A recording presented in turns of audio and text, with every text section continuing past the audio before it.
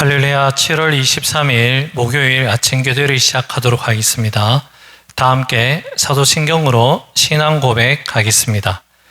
나는 전능하신 아버지 하나님, 천지의 창조주를 믿습니다. 나는 그의 유일하신 아들 우리 주 예수 그리스도를 믿습니다.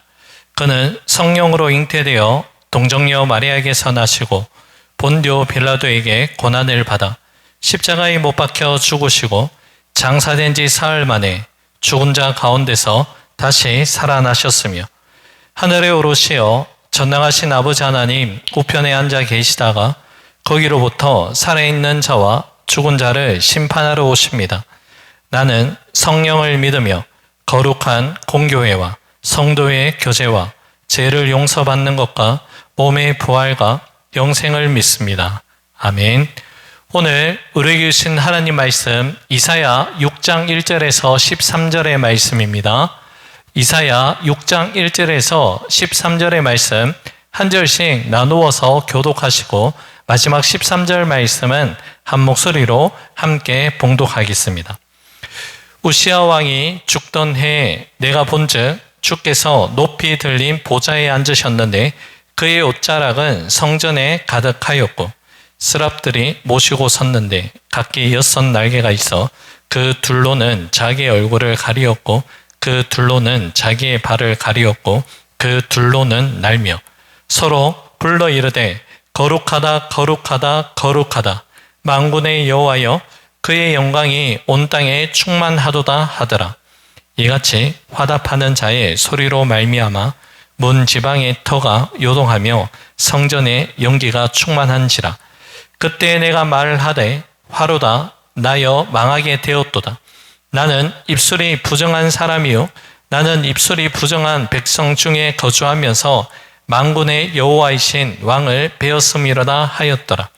그때 그 스랍 중에 하나가 부젓가락으로 제단에서 집은 바 핀 숯을 손에 가지고 내게로 날아와서 그것을 내 입술에 대며 이르되 보라 이것이 내 입에 닿았으니 내 악이 제하여졌고 내 죄가 사하여졌느니라 하더라. 내가 또 주의 목소리를 들으니 주께서 이르시되 내가 누구를 보내며 누가 우리를 위하여 갈꼬 하시니 그때 내가 이르되 내가 여기 있나이다. 나를 보내소서 하였더니 여호와께서 이르시되 가서 이 백성에게 이르기를 너희가 듣기는 들어도 깨닫지 못할 것이요 보기는 보아도 알지 못하리라 하여 이 백성의 마음을 둔하게 하며 그들의 귀가 막히고 그들의 눈이 감기게 하라. 염려하건대 그들이 눈으로 보고 귀로 듣고 마음으로 깨닫고 다시 돌아와 고침을 받을까 하노라 하시기로 내가 이르되 주여 어느 때까지니까 하였더니 주께서 대답하시되 성읍들은 황폐하여 주민이 없으며 가옥들에는 사람이 없고 이 토지는 황폐하게 되며 여호와께서 사람들을 멀리 옮기셔서 이 땅 가운데 황폐한 곳이 많을 때까지니라. 함께 있습니다. 그 중에 10분의 1이 아직 남아있을지라도 이것도 황폐하게 될 것이나 밤나무와 상수리나무가 배임을 당하여도 그 그루터기는 남아있는 것 같이 거룩한 씨가 이 땅의 그루터기니라 하시더라. 아멘. 우시야 왕은 52년 동안 유다를 통치하면서 정치, 경제, 군사적으로 나라를 가장 강력하게 이끌었던 민족적 영웅이었습니다. 하지만 우시야도 사람이기에 그 연수를 다하고 그 숨을 거두게 됩니다. 이사야 선지자에게 있어서 우시야 왕의 죽음은 큰 충격으로 와닿았습니다. 국가의 큰 버팀목이었던 우시야 왕이 죽자 그리고 이스라엘 사이는 급격한 혼란과 영적인 어둠 속으로 빠져들고 맙니다.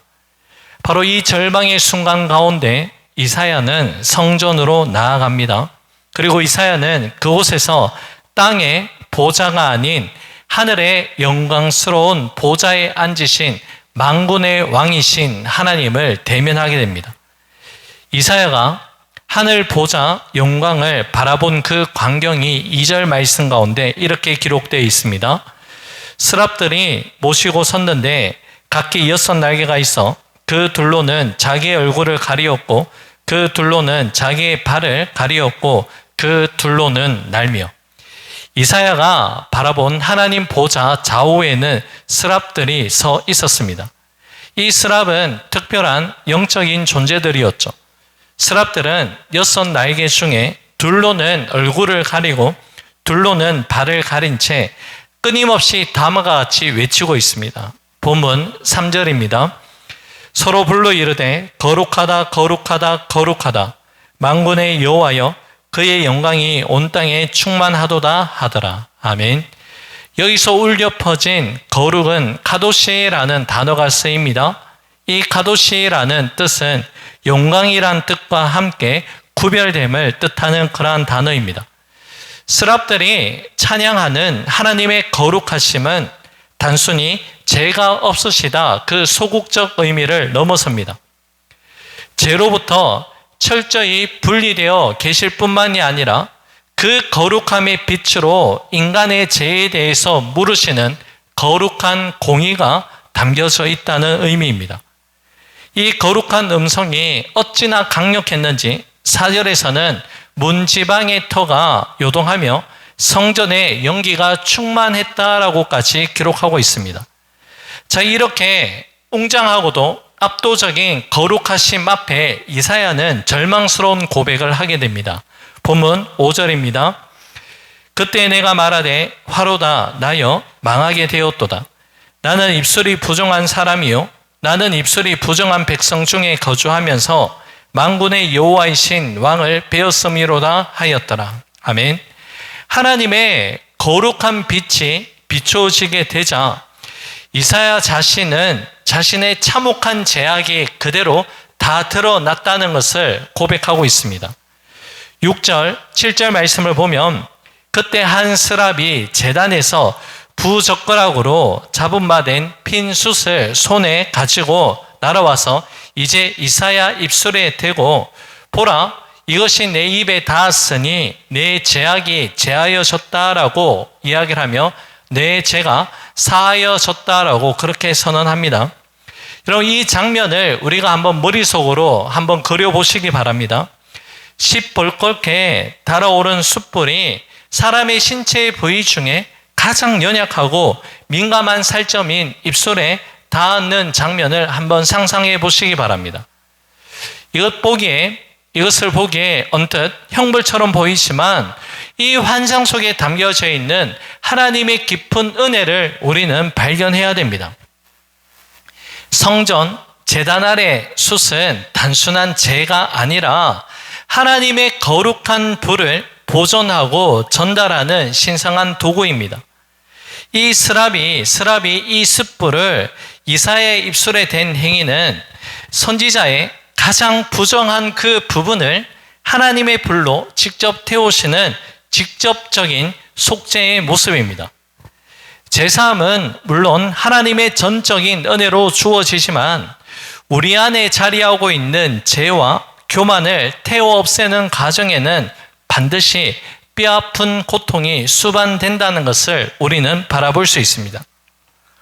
이사야는 이 숯불이 자신의 입술에 닿게 되는 이 고통의 시간을 통과함으로써 비로소 하나님의 종으로 거듭 태어나게 된다는 것입니다. 자, 이러한 은혜를 경험한 이사야는 하늘에서 들려오는 주님의 음성을 듣고 다음과 같은 결단을 합니다. 본문 8절입니다. 내가 또 주의 목소리를 들으니 주께서 이르시되 내가 누구를 보내며 누가 우리를 위하여 갈꼬 하시니 그때 내가 이르되 내가 여기 있나이다 나를 보내소서 하였더니 내가 누구를 보내며 누가 우리를 위하여 갈꼬라는 하나님의 음성에는 타락한 이스라엘 향한 하나님의 아픈 마음을 가지고 나아갈 적임자를 찾으시는 애타는 하나님의 탄식이 이 가운데 담겨져 있습니다. 이때 이사야는 주저없이 하나님께 결단을 합니다. 내가 여기 있나이다. 나를 보내소서. 여러분, 우리는 이사야의 이 고백을 헌신의 영광으로 가득 찬 결단의 모범으로 가르치고 우리는 기억을 합니다. 우리는 흔히 헌신 예배나 아니면 선교 파송식에서 가장 많이 인용하는 구절이 바로 내가 여기 있나이다 나를 보내소서라는 이 구절입니다.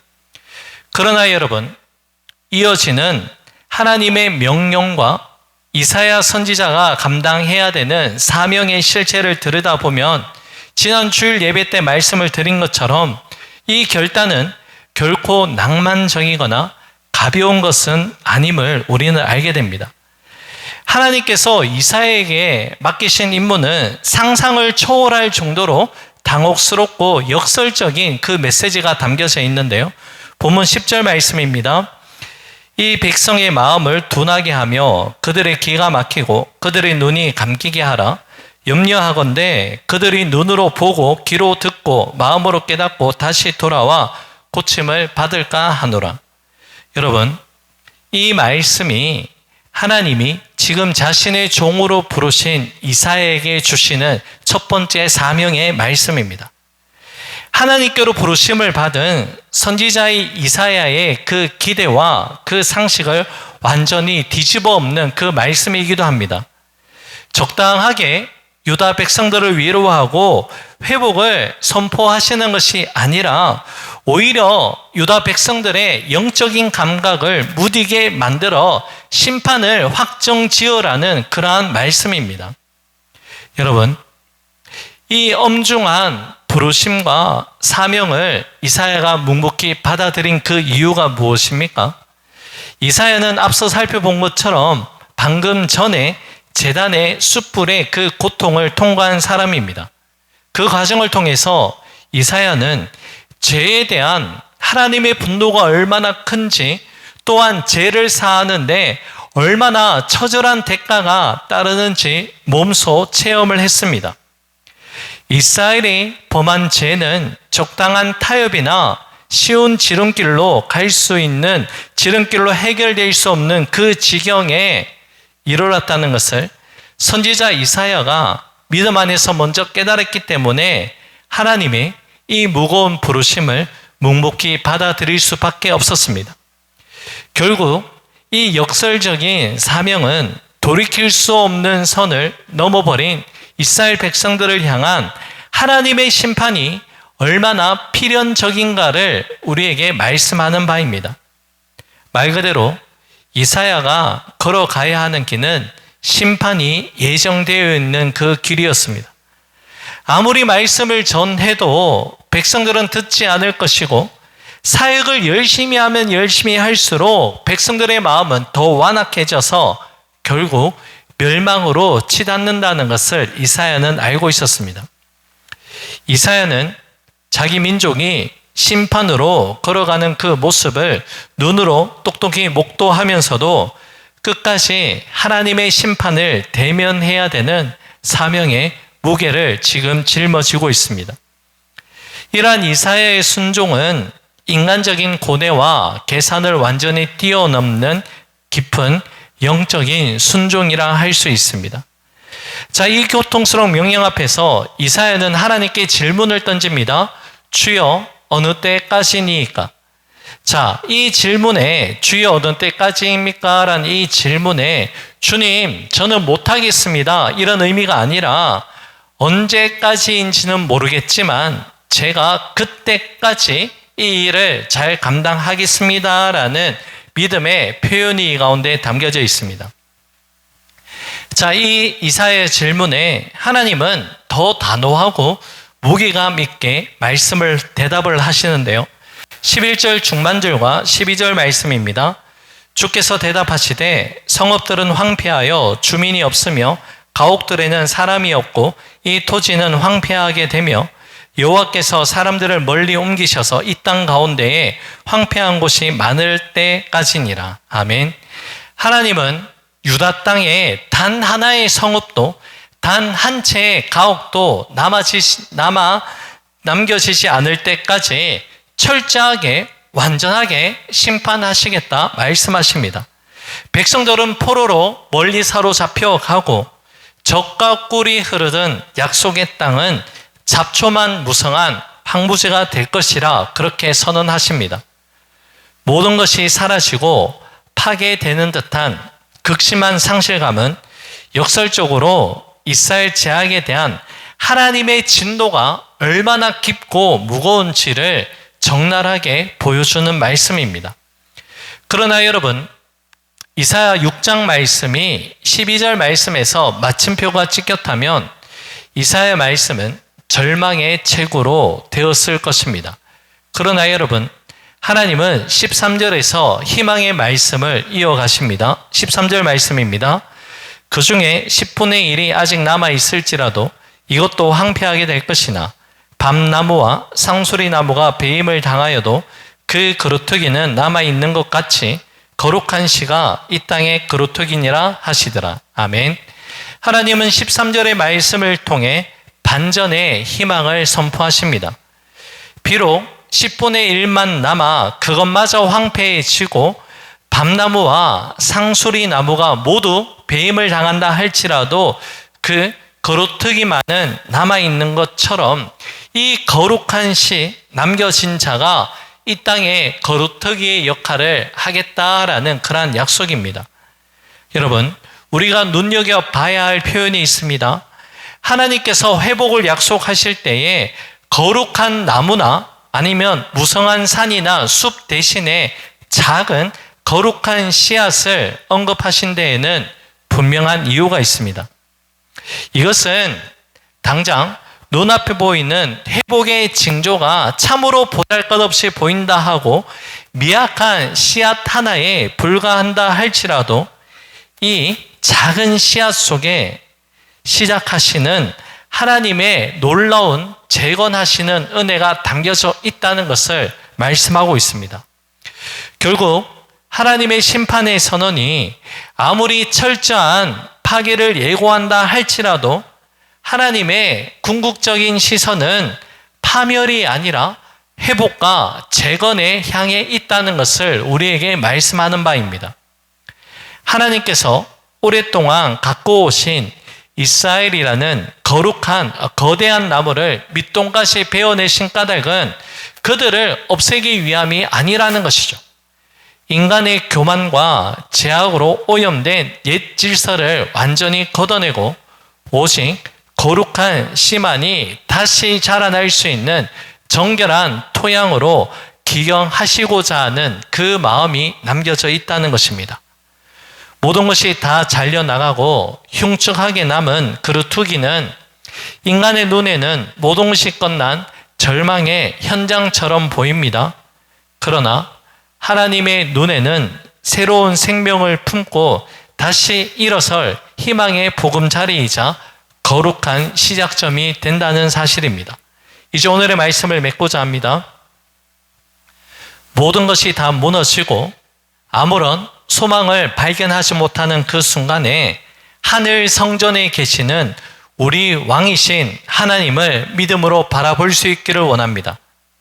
나의 죄를 태우시고 정결케 하시는 하나님 은혜 가운데서 이 땅 가운데 거룩한 씨, 그루터기로 우리를 불러주신 그 부르심을 기억하시면서 주님, 내가 여기 있습니다. 나를 써 주옵소서라고 고백하며 살아가는 오늘 이 하루가 될 수 있기를 주님의 이름으로 간절히 축복합니다. 기도하겠습니다. 고맙고 감사하신 사랑의 주님, 오늘 이 하루 우리의 모든 죄를 사하여 주시는 우리 주님의 은혜를 기억하며 내가 여기 있습니다. 나를 써 주옵소서라고 고백하며 우리 각자 삶의 자리에서 거룩한 거루터기의 사명을 잘 감당할 수 있는 우리 모두가 될 수 있도록 역사하여 주옵소서. 모든 것 주님께 감사드리며 오늘도 우리와 함께 하시는 예수님 이름으로 기도 올려 드립니다. 아멘. 하늘에 계신 우리 아버지의 이름을 거룩하게 하시며 아버지의 나라가 오게 하시며 아버지의 뜻이 하늘에서와 같이 땅에서도 이루어지게 하소서. 오늘 우리에게 일용할 양식을 주시고 우리가 우리에게 잘못한 사람을 용서하여 준 것 같이 우리 죄를 용서하여 주시고 우리를 시험에 빠지지 않게 하시고 악에서 구하소서. 나라와 권능과 영광이 영원히 아버지의 것입니다. 아멘. 개인적으로 기도하는 시간을 가집니다.